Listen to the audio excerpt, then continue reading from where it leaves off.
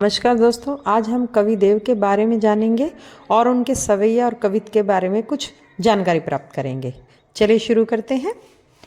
देव का जन्म इटावा उत्तर प्रदेश में सन 1673 में हुआ था। रीतिकाल कवियों में देव का विशिष्ट स्थान है। देव के गुरु श्री हित हरिवंश थे जो वृंदावन में रहते थे। देव आश्रयी कवि थे, लेकिन वे किसी राजा और नवाब के यहाँ अधिक समय तक नहीं रह सके। आजम शाह, राजा सीताराम, कुशल सिंह और राजा भोगीलाल आदि के यहाँ उन्होंने आश्रय प्राप्त किया था। औरंगजेब के पुत्र आजम शाह के यहाँ भी वे रहे थे।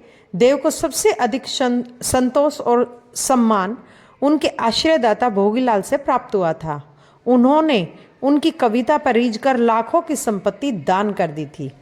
चलिए जानेंगे उनकी साहित्यिक रचनाओं के बारे में। उनके ग्रंथों की संख्या 52 से 72 तक मानी जाती है, लेकिन अनिश्चितता के कारण उनमें से कुछ का हेर फेर करके नया ग्रंथ बना दिया गया है। लेकिन देव के कुछ महत्वपूर्ण ग्रंथ माने जाते हैं, जैसे रस विलास, भाव विलास, कुशल विलास, काव्य रसायन, सुजान विनोद, समिल विनोद, जयसिंह विनोद, प्रेम चंद्रिका, अष्टयाम, वैराग्य शतक, देवचरित्र, देव माया, भवानी विलास आदि। देव का देहावसान सन 1767 में हुआ था।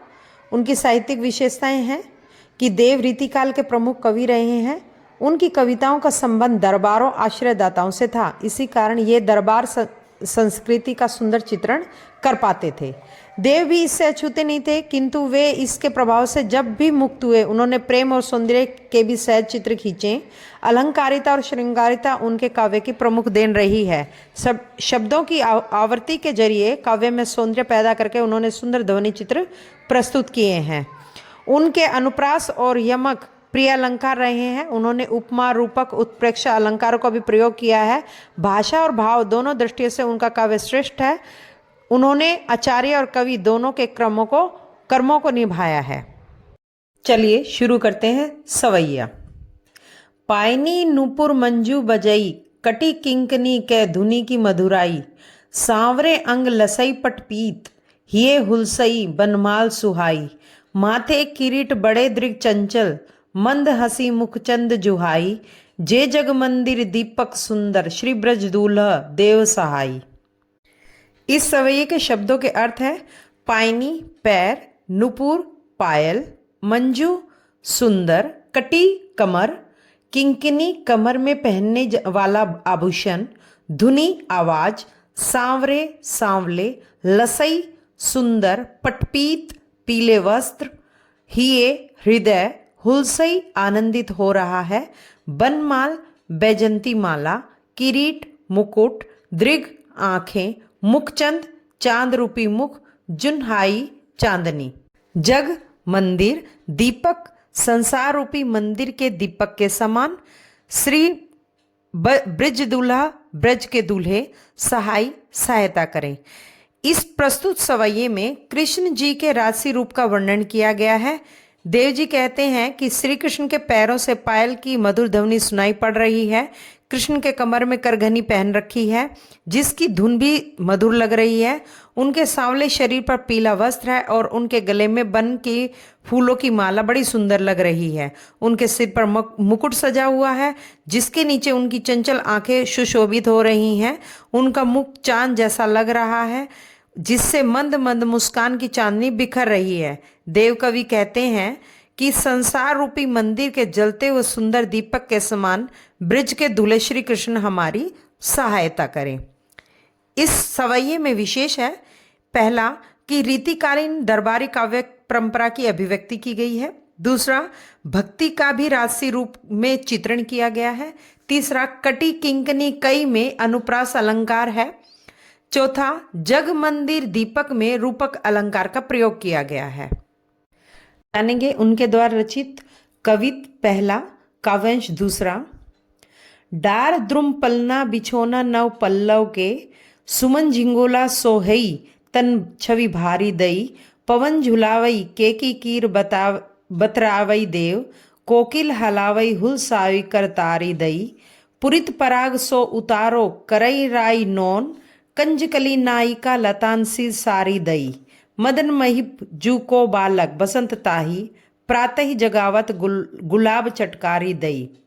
इसके शब्दार्थ हैं, द्रुम पेड़ बिछोना बिस्तर, पल्लव पत्ते, सुमन झिंगुला फूलों का ढीला ढाला वस्त्र, सोहई अच्छा लगता है, छवि सुंदर, पवन हवा, केकी मोर, कीर तोता, बतरावई बातें कर रहे हैं, हलावई हुलसावई मन बहलाते हैं, कर तारी दे ताली बजा बजा कर, पूरित भरा हुआ, पराग फूलों के कण, नौन नमक, कंजकली कमल की कली, मदन प्रेम और सौंदर्य के देवता यानी कामदेव, महिप राजा, ताही उसे, प्रातः ही सुबह, जगावत जगा रहा है, चटकारी चुटकी। इस पहले कवित्त में कविदेव बसंत ऋतु की कल्पना कामदेव के शिशु के रूप में करते हुए कहते हैं कि पेड़ की डाली उस बालक का पलना है तथा उस पर नए नए पत्तों का बिस्तर बिछा हुआ है। बालक ने सुंदर फूलों का ढीला ढाला वस्त्र पहन रखा है जो उसके शरीर को और भी अधिक सुशोभित कर रहा है। हवा उसे झूला झूला रही है। मोर और तोता मीठे स्वर में बातें करके उसका मन बहला रहे हैं। कोयल उसे हिलाती है तथा ताली बजा बजा कर प्रसन्न कर रही है, अर्थात उसका मन बहला रही है।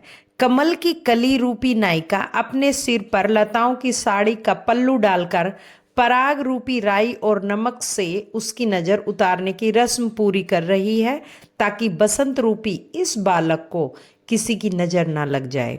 राजा कामदेव के बसंत रूपी शिशु को प्रातः काल गुलाब ताली बजा बजाकर या चुटकी बजाकर जगा रहा है। इस कवित्त में विशेष है, पहला कि ऋतुराज बसंत के बाल रूप का चित्रण हुआ है।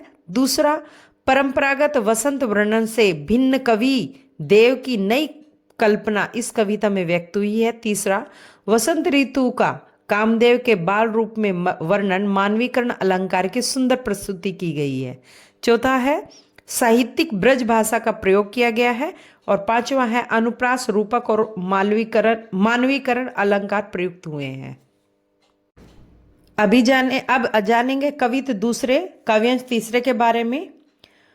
फटिक सिलानी सौ सुधरई सुधा मंदिर, उददी दधी को सो अधिकाई उमगे अमंद, बाहर ते भीतर लो भीति न देखई देव, दूध को सो फेन फैल्यो आंगन फर सबंद।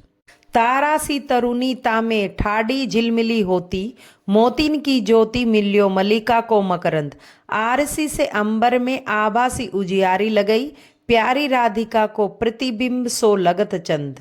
इसके शब्दार्थ हैं, फटिक सिलानी सफ्टिक नामक चमकदार पत्थर, सुधारयऊ सवारा हुआ, सुधा मंदिर अमृत रूपी मंदिर यानी आकाश, उदधी समुद्र, दधी दही, अधिकाई बहुत अधिक, उमगे उमड़े, अमंद कम न होना, भिति दीवार, फरसबंद फर्श रूप में बना हुआ ऊंचा स्थान, तरुणी युवती, मोतिन की ज्योति मोतियों का प्रकाश, मलिका बेले की जाति का एक सफेद फूल, मकरंद फूलों का रस, आरसी आईना या शीशा, आभा ज्योति, उजारी उजाला, प्रतिबिंब छाया या परछाई। इसकी व्याख्या इस प्रकार है। कवि कहते हैं कि शरदकालीन पूर्णिमा की रात में चांद तारों से भरे आकाश की सुंदरता का वर्णन करते हुए कहते हैं कि पूर्णिमा की रात में आकाश स्फटिक अर्थात चमकदार संगमरमर के सफेद पत्थर के मंदिर के समान लग रहा है। उसकी सुंदरता श्वेत दही के समुद्र के समान उमड़ रही है जो निरंतर बढ़ती जा रही है। चांदनी की आभा दूध के सफेद झाग के समान उस संसार रूपी मंदिर के फर्श पर चारों तरफ फैली हुई है जिसका कोई और छोर दिखाई नहीं दे रहा। आकाश रूपी मंदिर में तारे नव युवतियों के समान खड़े झिलमिलाते प्रतीत हो रहे हैं जिससे उनकी चमक ऐसी लग रही है जैसे मोतियों की चमक मलिका के फूलों के रस के साथ मिलकर प्रदीप्त हो उठी हो। शीशे के समान चमकते आकाश में चांद प्यारी राधिका के प्रतिबिंब के समान प्यारा लग रहा है।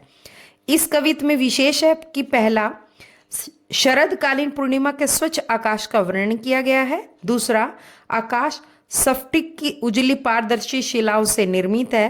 तीसरा, तारा सी तरुणी, आरसी से अंबर, आभासी उजियारी में उपमा अलंकार है। चौथा है प्यारी राधिका को प्रतिबिंब सोलगत चंद में प्रतीप अलंकार है। पांचवा है जब उपमान का उपमेय के रूप में और उपमेय का उपमान के रूप में वर्णन किया जाता है तो वहां प्रतीप अलंकार होता है। इस प्रकार हमने देव द्वारा रचित सवैये और कवित के बारे में जाना। धन्यवाद दोस्तों, अगर आपको मेरा वीडियो पसंद आ रहा है तो लाइक करें, सब्सक्राइब करें और मुझे कमेंट सेक्शन में जाके बताएं कि मुझे किस टॉपिक पे वीडियो बनानी चाहिए। और मेरा वीडियो देखने के लिए आपका बहुत बहुत धन्यवाद।